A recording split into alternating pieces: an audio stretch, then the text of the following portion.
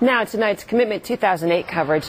He's held positions in every level of government, and Mike Johanns says he feels he can make a major impact as senator from Nebraska, replacing Chuck Hagel. We profile this Republican who's setting his sights on U.S. Senate in our Commitment 2008 report. He's lived a life of public service, holding office for almost 25 years. Lincoln called him mayor. Nebraska called him governor.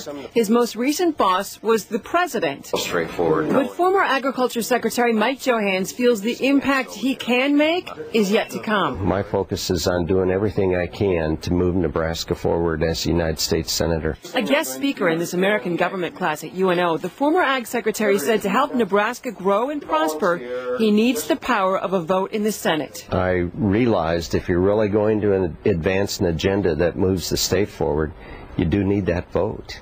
You need to be able to be on that committee, to argue for your cause, to take that cause to the floor of the Senate, make your case there, and you need that vote. He wants to be on the Senate Ag Committee to finish the agenda he's championed, supporting ethanol and bringing jobs and technology to rural Nebraska. Sewer and water and high-speed internet in a rural community can just change things. All of a sudden, it doesn't matter if you live in Omaha or you live in a small rural community in Nebraska.